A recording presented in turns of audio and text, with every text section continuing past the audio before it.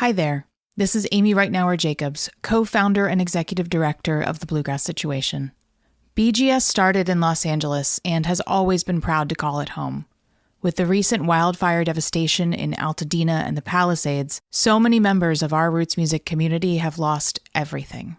With more difficult days ahead, we now focus on rebuilding and continuing to support the artists and creators who make Los Angeles and the surrounding area so special.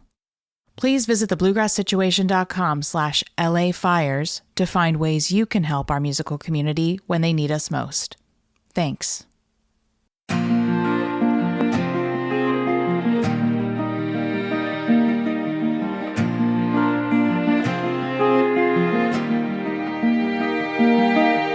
Hi, and welcome to Basic Folk, where we have honest conversations with folk musicians on the Bluegrass Situation. I'm Cindy Howes. Thanks for joining us today.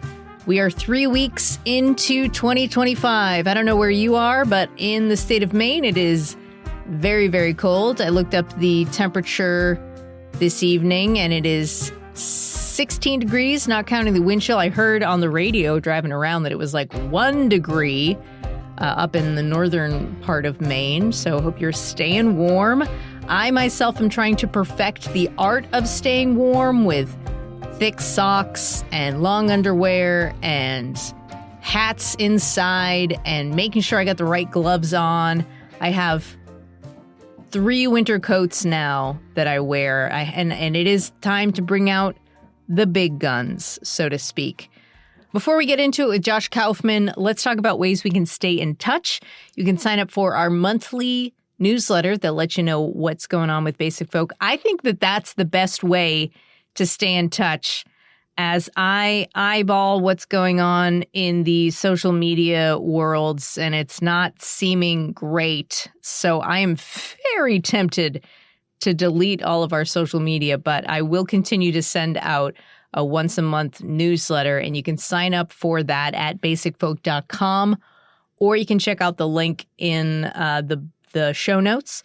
For the meantime, we are on social media, Facebook, Instagram, although who knows how long, YouTube, same deal, TikTok, does that even exist? At Basic Folk Pod, that's where you can find us on social media. We are a listener-supported podcast. We wrapped up, a few weeks ago, our fundraiser. Thank you so much if you contributed. If you did not get a chance, you can go to the website basicfolk.com/donate, make a contribution there. If you give $5 a month, you can get a Basic Folk beanie featuring our new logo, which is out there in the world. Okay, let's get into it here with Josh Kaufman.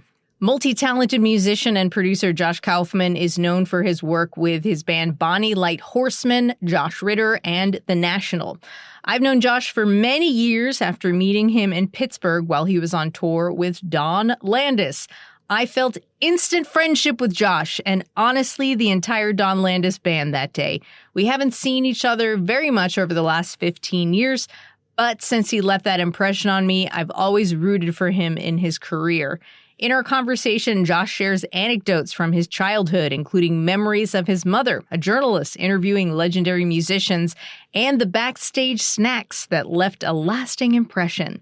He reflects on his early musical influences, the role of music in his family, and how his parents supported his passion for music from a young age. The conversation delves into Josh's experiences playing in bands in New York City during high school years and how those formative experiences shaped his relationship with music and the city itself. As a producer, Josh discusses his approach to working with artists and emphasizing the importance of capturing the raw live energy of each performance. He talks about his instrumental album, the amazing What Do the People in Your Head Say to Each Other, and how embracing imperfection has become a central theme in his work. Josh also touches on collaborations with notable musicians, including Bob Weir of the Grateful Dead, and the impact of those experiences on his career. Josh Kaufman is the most sought out producer in roots music these days.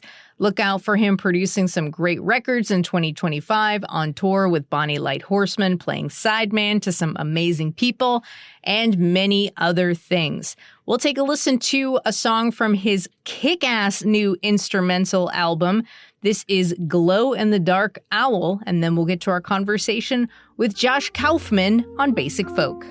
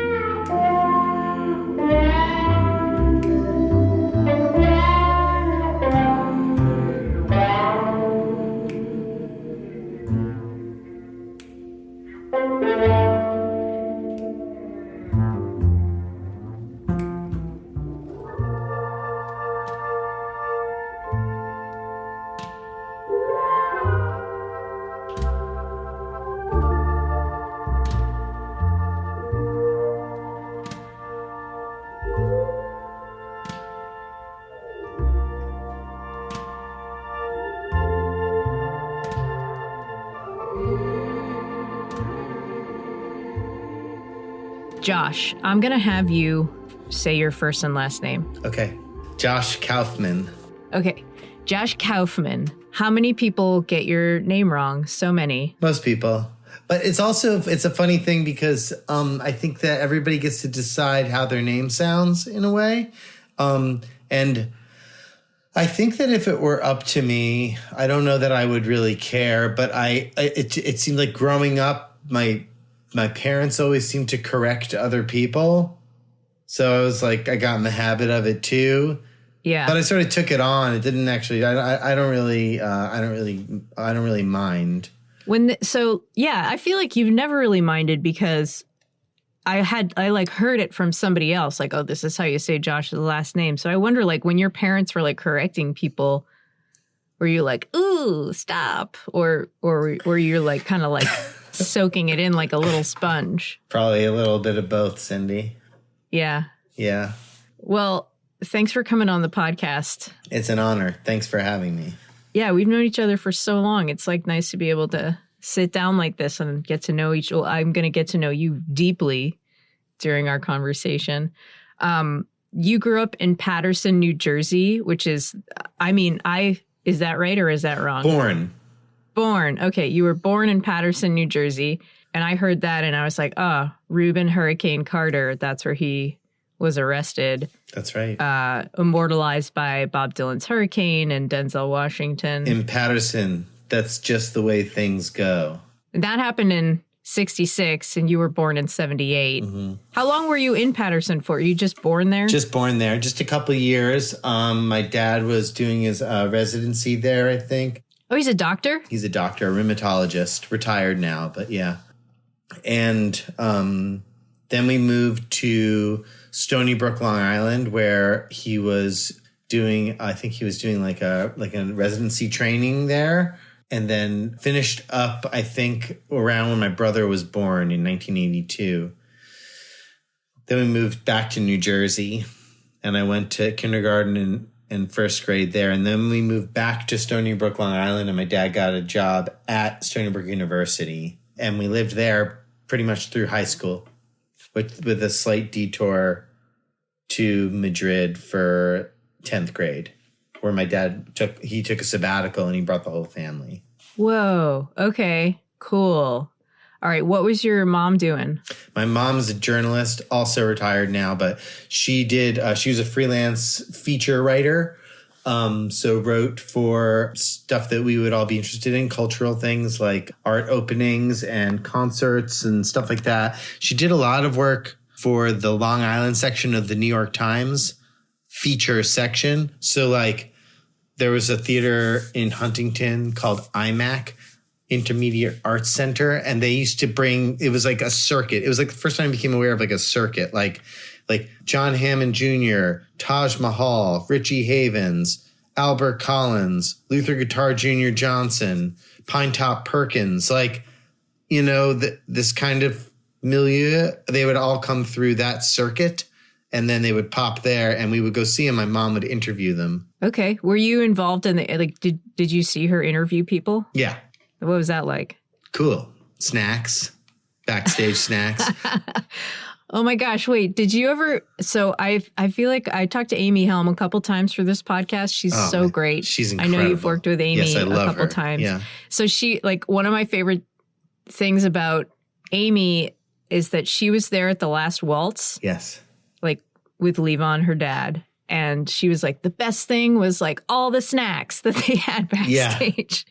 Yeah. Her telling him that is so amazing because she's like in some like side room with a bunch of babysitters, right? Yeah. Well, this like historical thing is just vibrating in the other room. Right. So amazing. Wow. Yeah. You guys should talk about that, about how you were like, my mom's talking to Taj Mahal, but man, there's like peanut butter pretzels here and it's really good. Yeah. Is that aged Gouda? Huh. I think it might be. Yeah. I hear that you have a very good memory for your early life, like when you were a year old. Yeah. What are your first musical memories? Like, where was music in your family? Early memories of music are, well, very early, the back seat of my grandparents' car. They listened to WNEW, just on. It was on in the house. It was on in the car. It was just like on. And so I guess like American Songbook stuff, like Jonathan Schwartz DJing on WNEW, that stuff. Is that like a New York station? Yeah. Like legendary New York radio station. So that kind of stuff. And then, be like Tony Bennett and Frank Sinatra and things like that. And then that's probably the earliest, but then very close second earliest is probably my record player. My parents got me that, the beige Fisher-Price record player. Oh, yes. Yeah, we had that. Yeah. So I had that and I would listen to records that we had sitting around the house. So yeah, Simon and Garfunkel, Bridge Over Troubled Water, and Bookends. I liked art. I liked the album art. I liked it almost as much as the music, like just looking at the pictures. And Let It Be, particularly the back cover.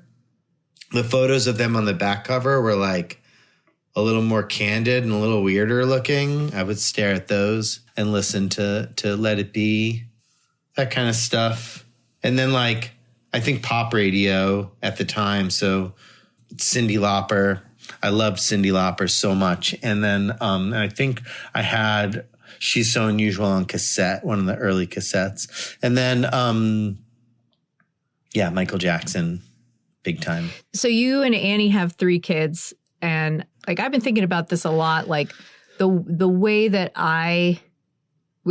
like music and movies and books like were imprinted on me as a kid has like really made me think about the way that I would want to do that for like our kids.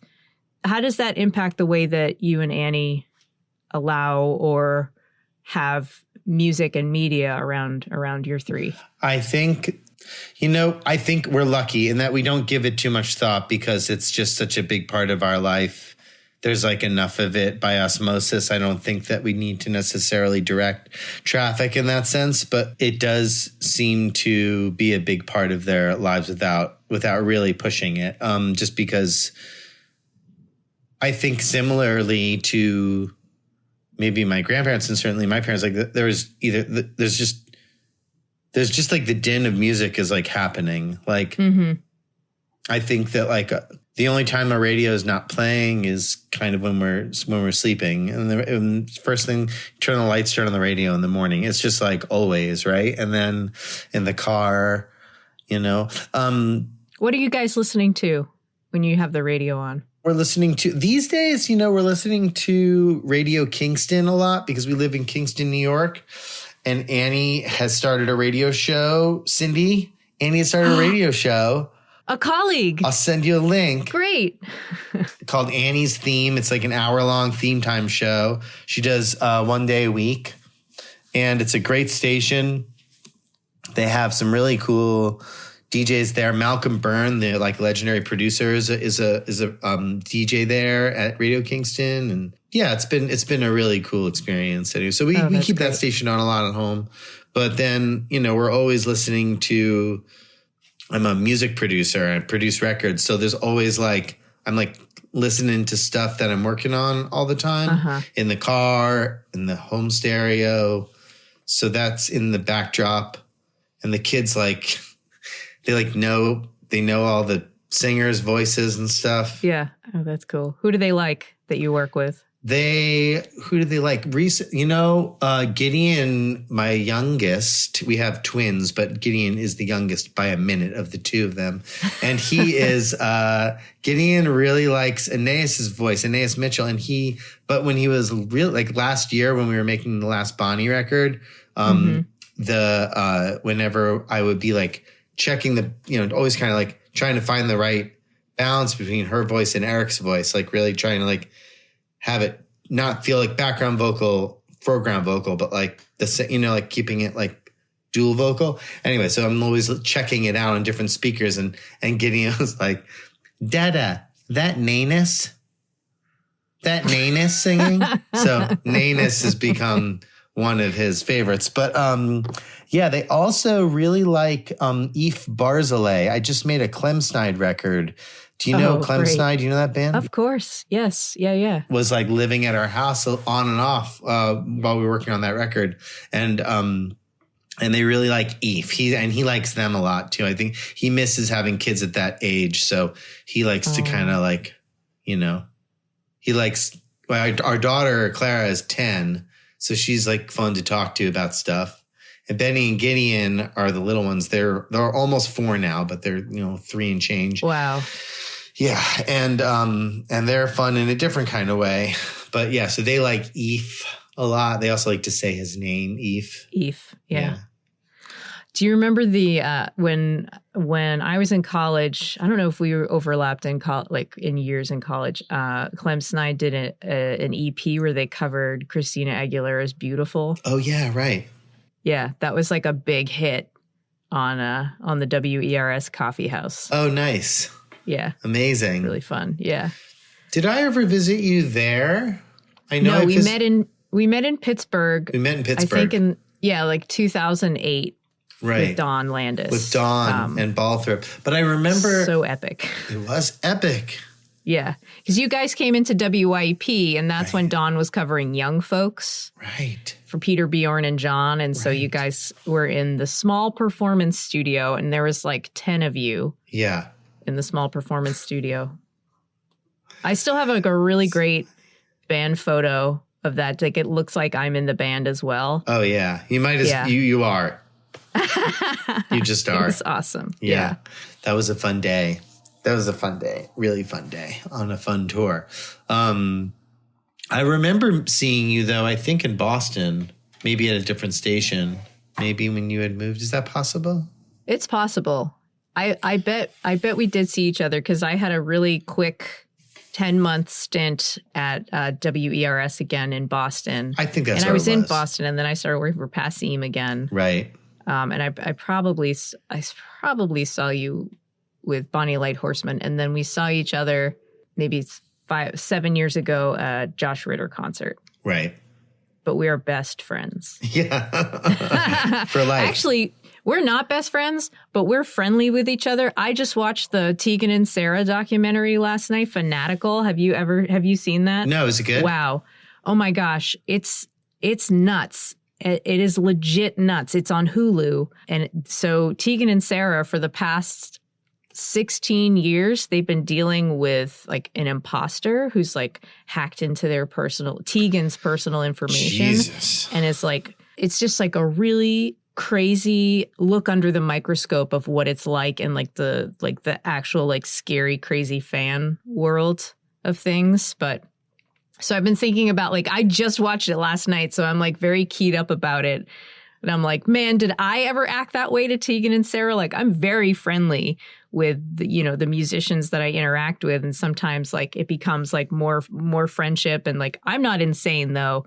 Like, I'm a very stable person, but like to ever give somebody the idea ever that like I was like ever a creeper is like really freaking me out. But no, okay. I don't get that from you at all. You're a pro.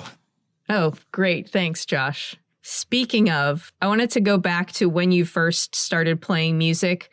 You were self-taught, and then you started playing in bands in the city, like New York City, when you were in high school, which made me wonder, like, what did that like look like in practice, and like what did your parents allow when it came to like letting you go into the city and play these gigs? Mm-hmm. They were all for it. I think, I was a kid who I didn't show much promise, Cindy, in other areas. So, quelle surprise. And so I think they were pretty happy that I found something that made me, engaged with the world and occupied my like, it occupied my brain. It really drove me immediately, almost obsessively. So I think they were happy to support it, in terms of just like allowing me to go hang with my friends. And a friend of mine once said that I professionalized too young, that I like decided this is what I was going to do at like right when I picked up, before I could really even play. I was like, I think this is it. This is the thing for me. Like 0 to all the way. How did you come to that conclusion so quickly? I don't know. I think having not felt it so deeply for like academics, sports, anything to do with school, friendships, even, like everything fell short for me. And I don't know why I was like that, but I was. And then when music kind of physically took a hold over me, I like loved it so much. I felt like it loved me back or something. So I was like, I like, we're buds now, music. And to think about the city where you experienced that and the city where you discovered that, like, how did it feel to have that experience of playing New York City as a teen, and how did that impact your relationship to NYC as an adult? I think the feeling of playing there didn't really. It was I was just happy to play anywhere. It was just so happened that that's where shows you could like get gigs. There's a place like the Bitter End and the Spiral Lounge, and there's like 6 bands on a bill a night, and it's like you can go play a 45-minute set with your friends, and that's just where gigs were. So I don't know that. I think more like getting in the car and like going to the city, loading out, doing the gig, like that. What are we going to play? How are we going to make this set list? This kind of stuff. But like the adventure of it almost felt more like kind of got me more excited than the gig. The gigs are always like a little like fast, throw everything on stage, get through the music, get off the stage. Like, it wasn't as much fun for me as like rehearsing with my friends in the basement or something like that, where you could just play for hours and like just really get into it. The shows at that age felt a little rushed, and it didn't really make sense to me yet, I don't think. Plus like there's not much of an audience or anything when you're a kid too. It's just your friends, and sure. So it still feels like a little like playing house or something like that. And then like when you're on stage. A little bit, yeah. When as a kid. Oh, okay. Yeah. All right. Does that make sense? It's like yeah, totally. Yeah. Like to me, when I see you play, you always look like very comfortable and very joyful when you play live. Granted, I did not see you when you were a teenager. Mm-hmm. So, like, how has your relationship to being on stage evolved? I don't know. It's slowly. I don't know. I would say that I definitely feel comfortable up there, and I probably always have. It doesn't. I mean, like, there are periods, or there have been periods of my life where I've been like, you know, afraid to go on, like I guess like some sort of bouts of stage fright or something like that. But I feel like once I start playing, I usually feel a calmness, and then it goes away. I think it's like I don't know. I would say like the joy is real that you experience, and the comfort is real. It feels like you know what I'm supposed. It feels like what I'm supposed to do. I feel comfortable there, and the exchange now at this point between like the people on the stage and the audience feels legit and real, and like there's something bigger at play there. Mm-hmm. And I like getting lost in it. I like kind of not knowing if I'm even getting it right or not. What do you mean? I just like if it's just kind of washing over me, and I'm not focused on, you know, playing something correctly, or if I mess it up, or if I don't, or if I forget a lyric, or if any, you know what I mean? I'm not really, I just feel like this, like, I feel like a flow now that I maybe used to not feel when I was a kid. Maybe I was like looking for it more then. Like meditation? Was that like a meditation you said? Meditation, yeah. Yeah. Maybe like a meditation. Yeah. Yeah. Yeah. Do you feel like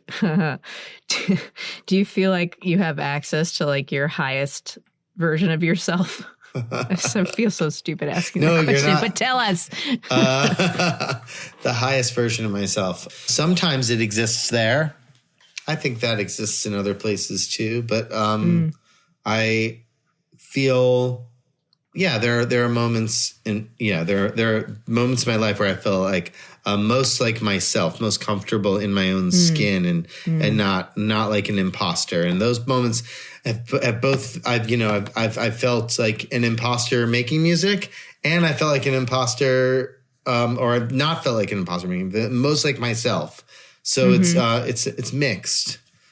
But I think as I kind of like starting to like steep now, I'm like super middle-aged at 46. So I feel like at this point, it doesn't feel like a costume anymore. You know what I mean?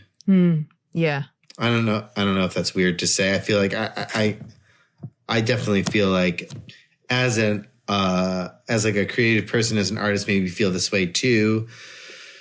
Sometimes you like, you drift into the dark side where you start to feel a little bit like an imposter at things, like you're not doing, the real work or something. And that's for like real artists, which of course is bullshit, but you can't like, sometimes you can't turn it off. But as I get older, I feel like a little bit more in control of those instincts.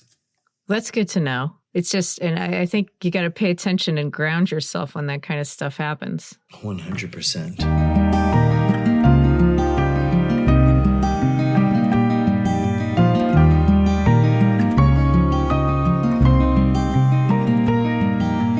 Josh, now I want to talk about your fashion sense.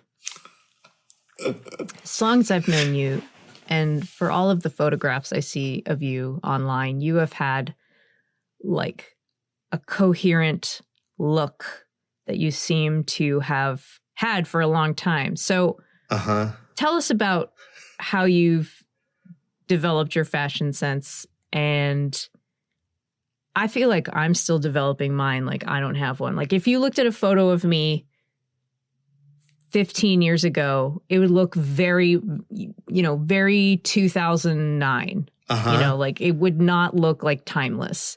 But I feel for you, like you have like timeless fashion sense. You know what to do with you know how to, what's the phrase I'm looking for? You know what you're working with. You know how to use what you're working with. It's funny. I don't know. I don't know how to answer this question. I feel a little funny answering it at all. But I think I've always kind of had the same clothes. That sort of helps. I've always literally the same clothes. Like I have this like red hat, and I bought it on a whim before like a cross country trip I went on with a friend in like 2000. I bought it from like a hunting store in New Paltz, New York, where I was living at the time. And I just haven't lost it. That's amazing. I still have it. It's like very Jacques Cousteau. It is. It's funny, right? And I didn't think when I bought that hat, like, I'm going to be red hat guy now. It just happened that way. And then in terms of like a lot of my clothing when I was a kid, I would get hand-me-downs from my dad. I would just like get his old jeans or like his old flannel shirts, and I wore that stuff. And then so when I started to like when that stuff became too worn out to keep wearing, I'd like go to Salvation Army and I'd get the same stuff basically and just kind of re-up. It's not very adventurous. It's more like I found a uniform, if anything else. That's what it seems like, but it really is. It does seem adventurous from the outside, though, because you don't dress like other people. Like, it's not a very, like, trendy uniform, is what I'm saying. It's like you're going to look back at pictures of yourself in 50 years' time, and you're going to be like, yep, that's good. That's what I'm wearing. Yep, that's it. You know what? It's probably one less thing for me to think about, Cindy. It's a little cluttered up here, and it's maybe one less thing to have to think about. The thing about like having the same like physical, the same article of clothing is like when they start to wear out, or you get a little bit bigger and then it stretches out or something, like it becomes problematic. I have this one jacket, Aeneas and Eric call it the jacket, and it's like the same sport coat I've been wearing on a gig for like 20 years. And I just had a patch put on it. The inside lining is all ripped up and stuff. It looks great though. It's like, but I'm sad for when eventually I'm going to need to pick out a new one. Yeah. There are people you can talk to about finding a new one. There are professionals out there that can help. There are pros. Yep. I'm sure you know a lot of them. I know one. You know Karen Starr, Stuart Bogey's partner? No. She's like done a beautiful job with Stuart. Guess what, Karen? Yeah. Anyway, you're going to get a phone call. I might have to call her. Now, Josh, I don't know the story, and would you tell it of how you and your wife, Annie Nero, met? Sure. Annie Nero, musician, radio host. And the most important job of all, mother. She is a mother to our 3 wildly awesome kids. Annie and I met in college at SUNY New Paltz in 1998, but then we didn't really become buddies until I'm a couple years older than her, and our friend groups didn't quite intersect until I had finished school and was hanging around town, and she had dropped out of school and was hanging around town, and we kind of bumped into each other on the street and started talking. And I had always admired her bass playing, like from a distance, and thought she was cute as hell. And oh yeah. And so we started talking about music, and we were like, we should start playing together. So she started playing bass in our band with me and my friend Will and my other friend Nate. And we just became like fast friends. Like we started spending like every second together immediately. And that was in 2001, I think. Yeah. Mm-hmm. And yeah, that's it. We just clicked, and I really, really feel very lucky, and we've worked at it over a long time, it's not always like smooth, but I feel like it's always with, a lot of love and respect. So, yeah.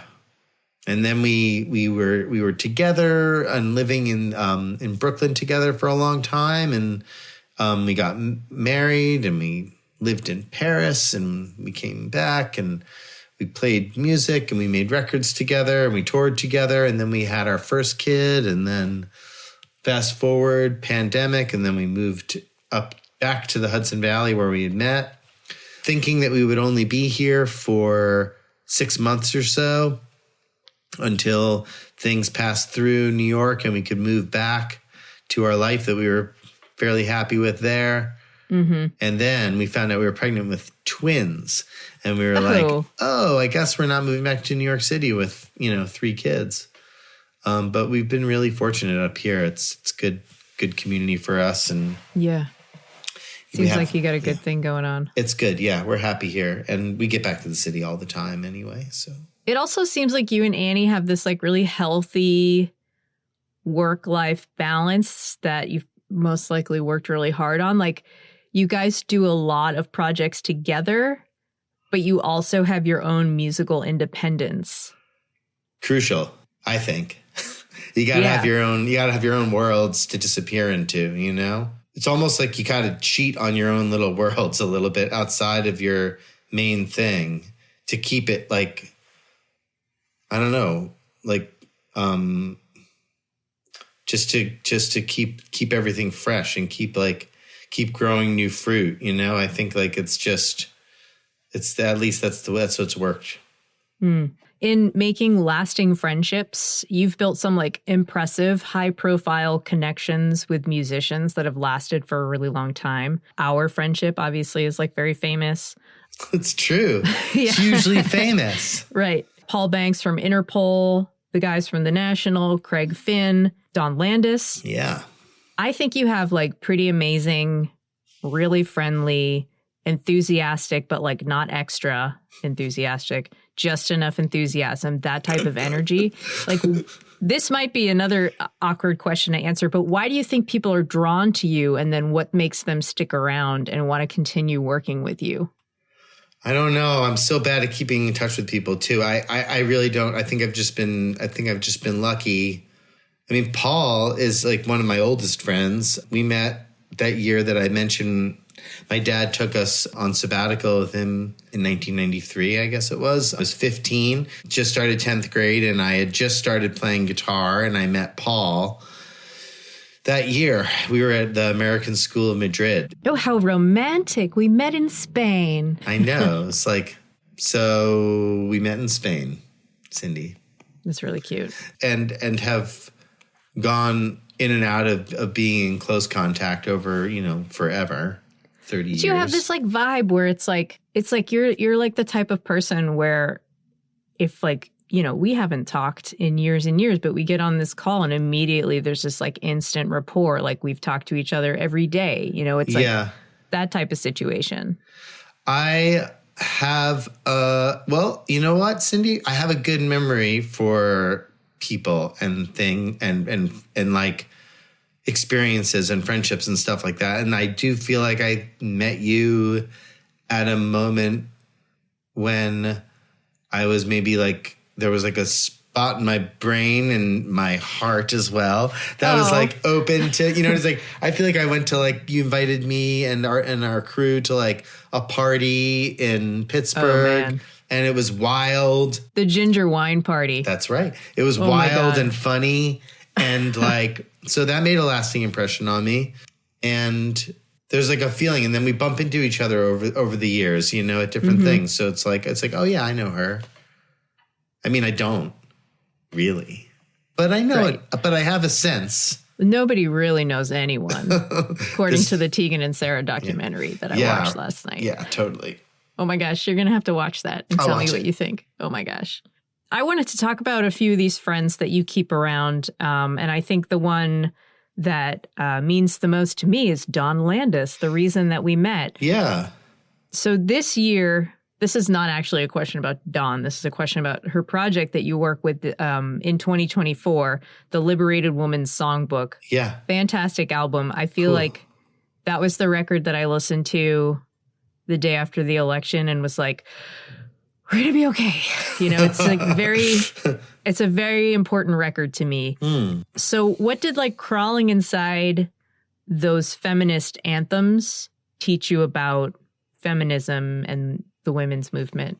Well, I mean, like certainly like having a daughter and like being close with my mom. I mean, like, I don't know. I think there's definitely a sense of like, of being privy to the struggle and wanting to do something, you know? And this is what I know how to do, you know, the music part.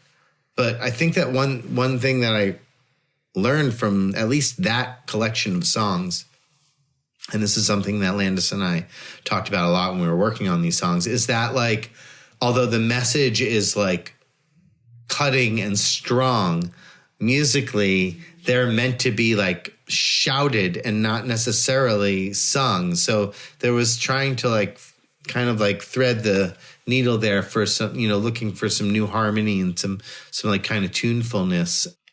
There's a song on there called The Housewife's Lament that like I really like, I got a little obsessed with. It's a super depressing song, but like I think we found like we found like a kind of beautiful arc musically in it. And I would hope that in this like batch of songs that are typically meant to be like picket line songs, that like there's like a kind of like a new doorway to walk into the sort of house of them, you know, that they can have this message, but they can also be beautiful and sort of like sung again, and just maybe shine a light on it anew, because, you know, this stuff kind of like, you know, gets dusty after a while, and it's good to kind of like shake it up again.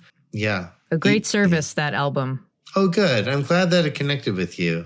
It's so great. I mean, you really just never know. I also have been spending more and more time like off social media in the last year, mostly just because of news cycles really upsetting me and stuff like that. And you need to focus on like family and work, and I can get so distracted with that stuff. So I don't necessarily know if things are reaching people. So it's nice to know that got through to you, Cindy.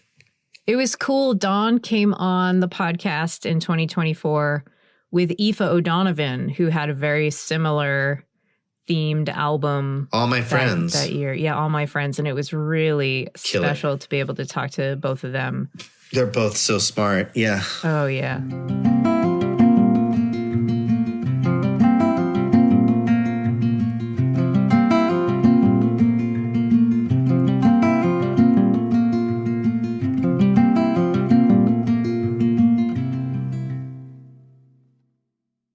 You met Bob Weir through members of the National, and you and Bob worked together on a few projects. Big one was that you co-produced Day of the Dead, which was this huge charity tribute album to the dead with the Dessner. Do you call them the Dessner Bros? The Dessner Boys? The Dessner Twins. They're like my twin gurus now that I have twins. It's like, oh, yeah. Okay, great. That's good. Good. Yeah. As a young person, the Grateful Dead had an enormous impact. I heard about your yogurt shop, your first gig at the yogurt shop where you mostly played Grateful Dead songs. Yeah. But what did it mean to work with Bob, and thinking about your history with the band, and how did that impact the way that you worked with him? So let's see. I first met Bob, through the National hired me to be an MD for a collaboration between them and Bob Weir. It was called the Bridge Sessions, and it was to raise money for headcount for voter registration. And I had been a huge Grateful Dead fan most of my life, as has the National Boys and the National Bros. And and so we were all just so excited to get to hang out with him. And he was so cool, like just creatively generous and up for stuff, and let us kind of like come up with a set list, basically, like our dream songs to play with Bob Weir. And it was really cool. And I think what happened was like I had this like moment where he was like, he had asked me to come in early the day before our dress rehearsal to like go over the set with him, and there were going to be some covers, and he wanted to talk about transitions and stuff like that. And so I met with him for like, it was like a breakfast, but at his studio. And the two of us, we started talking about music, and we were talking about stuff. And it became clear that he was like really interested in this like type of groove that he was interested in. It was called, he kept referring to it as like a cowboy swagger. He kept on talking about it. And then it turns out that like he had spent a lot of his time as like a young guy he was like getting kicked out of school one after another. And he ended up on this ranch with John Barlow when he was like 13, 14 years old. And he was hanging around with a bunch of like old cowboys. And that's like his early musical influence was like learning all these cowboy songs. So like when he would strap on like, you know, like, and go into like Me and My Uncle or El Paso or any of, you know, the Marty Robbins covers that they would do and stuff like that. That was legit for him. That was like that's his freaking Hava Nagila, you know? So he was really interested in that kind of music. And I was like, oh man, you know, you should make a cowboy record, you know? And then I just started to set it offhand like that. And then he was like, that's a pretty good idea. Maybe we should do that. And then like, it just became this conversation him and I kept having. And then we ended up making a record together. Came out in 2016 called Blue Mountain. And it's an album. It's sort of like cosmic country, cosmic cowboy record. And we wrote all the songs with Josh Ritter, who's a close friend of mine. And yeah, so I don't know what the question was. It has something to do with Bob Weir. But I think that like what ended up happening, and I think why I didn't get starstruck was due to the fact that he was so, again, creatively generous and cool right out of the gates. No pretense at all coming off the guy. Really just like up for learning, up for making music. And then I think very quickly it became this situation where I was working. I was like in a working environment, and I was just like, it didn't feel whatever. I was in like a spot where I was comfortable. I'm like, okay, I'm making a record. I know how to do this. He's a musician that I look up to. But now that we're like sitting across from each other with guitars and working on this, it doesn't feel like, you know, like I'm bowing down or anything like that. I'm just like, your peers. It felt that way. Yeah. Cool. Or maybe I told myself that just to get through the situation. But yeah, Bob Weir, wild.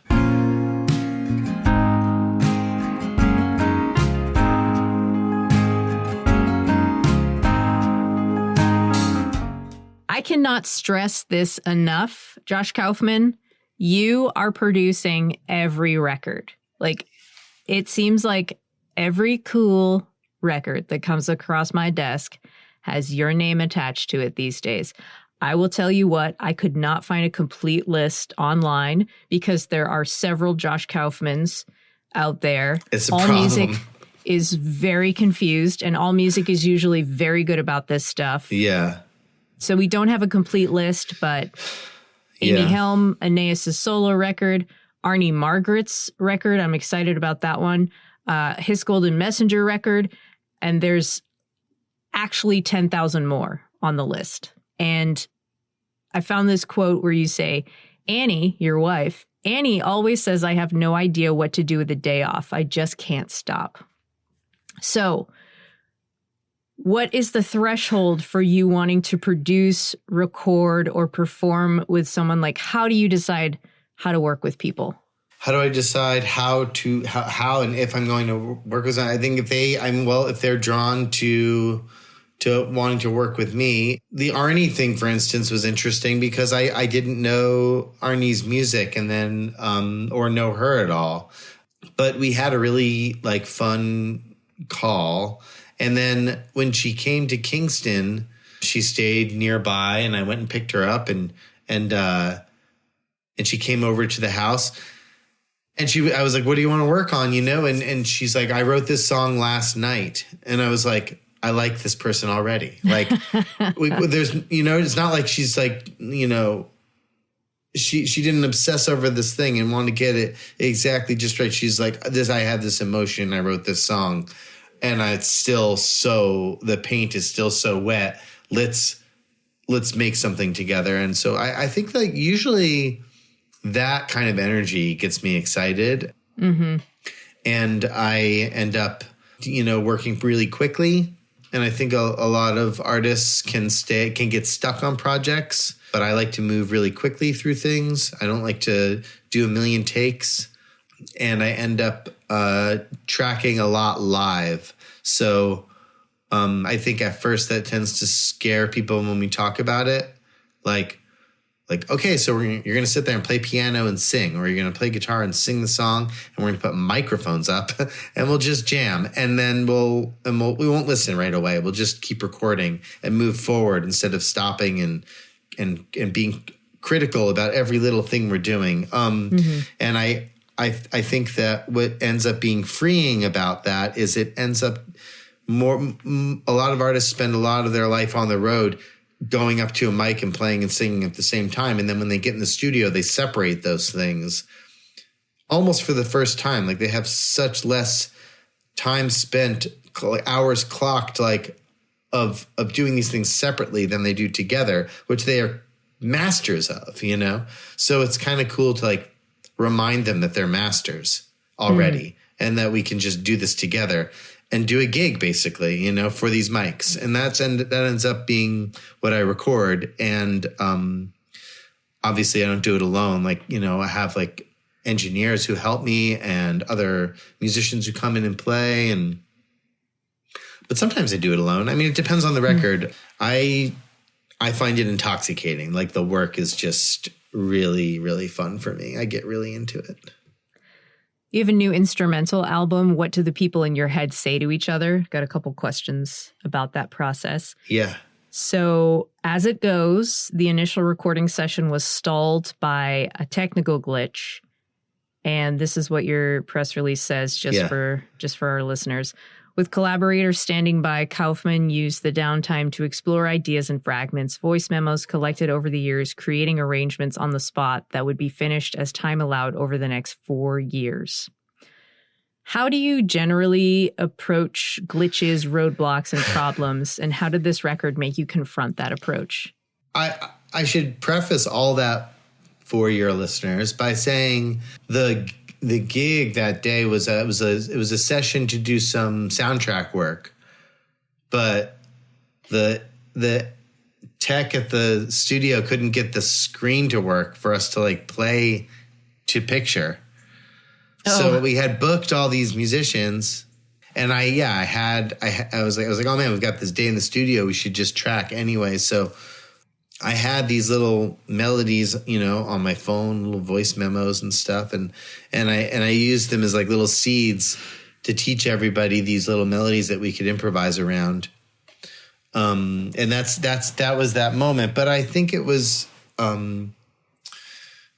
what ended up what that session taught me was the reason it took so long for it to come out is because I didn't even think of it as a record. I was just those recordings just they sat in my studio on a hard drive. I never even like checked them out again. And then all of a sudden I listened to them and was like, oh man, with all this distance, right? With all this space from it, I don't even know who these people are anymore. I don't even know. I barely even remember the day. And having that distance from it is so satisfying. You can listen to it without too much attachment, with a lot of forgiveness. And it ends up just being this beautiful organic swell of stuff. And I was pretty moved by it listening back. So I think if anything, to give you perspective, whether that's a distraction or some situation that puts you in a place where you're able to turn off your brain and just sort of feel the music, as opposed to thinking about it, is a positive environment. And that's sort of what the distance from this recording allowed me, You mentioned this during our conversation, and you have written about loving the imperfection, especially on this record. Yeah. And I feel like you'd have to have a pretty good relationship with not being perfect to work on as many projects as you, Josh Kaufman. Uh-huh. How has imperfection evolved for you over time? Well, as I said earlier, I'm a very imperfect being. I think I stopped striving for it a long time ago. I think, I don't know. I think it's a miracle to honestly get anything done at all. So I really, I have a close relationship with it. I mean, I think for me, the thing that I'm most attracted to is that when something is like, if the piece of music is like totally in tune and totally in time and everything is being nailed and it's perfectly shiny and everything is right where it needs to be, it's hard for me to invest myself emotionally because I feel like it's okay without me. It's like high functioning. Whereas if it's like a little crispy and a little broken and a little like reaching, then I'm like, all of a sudden, like, I'm like open to it. And I almost want to like be there for it and invest myself emotionally to kind of figuring it out. And this is only something that I've realized more recently that I'm attracted to because growing up, I wasn't able to sort of think about it that way. But now that I am a big grown-up man, I think about it that way. And I'm like, I think that's what's happening is I actually like there's space between all those imperfections where I can now kind of like crawl inside of. And there's space for me in there creatively and emotionally that like maybe when something is like, really like being nailed down, I find less space for myself in it. Is this making sense? Mm-hmm. It is? Thank you. Mm-hmm. The cover art for this record is by your grandfather, Stuart. Yeah. Can you say the name of the painting? Yeah, Le Tire-Bouchon. It's like it's just a restaurant in Montmartre. I think it's still there. I like Google mapped it recently. Oh, yeah, cool. Your friend Mark Lotto wrote about the record and described the painting as half finished. Yeah. And the story goes is that your grandmother, who was a framer, put it in a frame before Phyllis put it in a frame before Stuart could finish it. And that's, I feel like, another sign that you love imperfection. What does the incomplete painting have in common with this collection of instrumental songs? Well, I guess everything you just said. There's if you look at the painting, the sort of close, it's a street scene on a corner in Paris. I think probably based on a photo that my grandfather would have taken in like the early 70s. And it's just a bunch of people like rushing by a corner, a little like bistro. And the top is not really filled in. It's like sketched in. You can see the sky. You can see the top of the building kind of outlined, the top few stories. And then you can see like a street light and some things that he was kind of roughing in. You get the outline of it. It's very clear what's going on without filling in all of the information. And then as you get closer to the bottom of the painting, you see some like figures rushing by and there's like this street stuff happening. And there's like one character whose face is slightly filled in, who's like kind of walking towards it's almost like walking out of the painting. And I think that what I love about it is just all the space and kind of all the unknown about it. And then also the very much like easy to grasp, like, okay, well, this is a street scene, and there's motion, and there's a lot of like, I don't know what's happening here, or like there is no tomorrow, and there is no way to know. And I love that it kind of captures all of that. And I think that what I feel listening to those recordings on that record that I made is I feel a similar space where it's not completely filled in, and it does feel like it's not trying to tell you anything, but in the absence of filling it in, it's sort of giving you the space to create it for yourself, which I think is really beautiful. Ooh, yeah. So I have a lightning round for you, and then I can let you go. Okay. All right. Josh, here comes the lightning round. Here we go. How many winter beanies do you have? 2. What colors are they? Red. What color is your soul? Red. Who would play you in a movie about your life? My brother. Is he an actor? No. Oh, it has to be an actor? Like a famous actor. Oh, a famous actor. Diane Keaton. Yes. Okay, good answer. Where is the best New York coffee? State of New York or New York City? City. Okay. I would say, oh no, lightning round is failing me.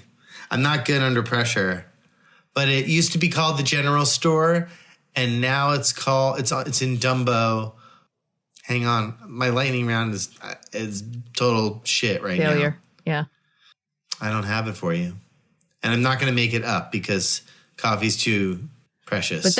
But that leads me to bring up the fact that I was so surprised to find out there's a part of Brooklyn named Dumbo. Dumbo. Yeah. That's true.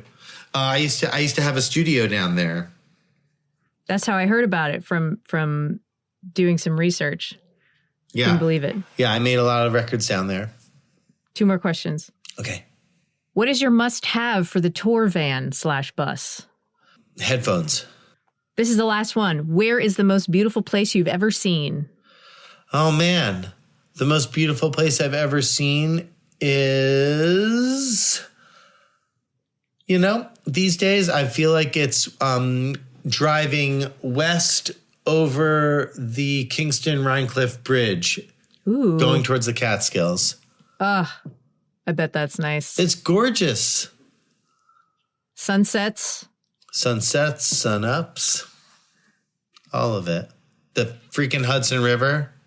Our friend Josh Ritter thought the sun was going down. That's right. But the sun was coming up. Oh. That's a beautiful song. I love that song. Lifesaver, that song. Yeah, seriously. Oh, I just got chills. Josh Kaufman, thank you so much. This was so fun to talk to you. I really enjoyed it. Thanks, Sydney. It was really good to talk to you, too. This episode of Basic Folk was produced by Anthony Cabrera. Dietrich Strauss composes our music. Basic Folk is a production of The Bluegrass Situation. You can find all of our episodes there. You can check us out on folkalley.com or Folk Alley's mobile app. You can search for Basic Folk on the SiriusXM app. You can check out our website, basicfolk.com, or you can get us wherever you listen to podcasts. If you enjoyed this episode, I would suggest sharing it with a friend. Like maybe that friend who has worn the same outfit since you met him in 3rd grade, and he's just perfected his look and stuck with it. That's the guy you want to send this episode of Basic Folk to. All right, thanks for listening all the way to the end. We'll talk to you next time. Bye.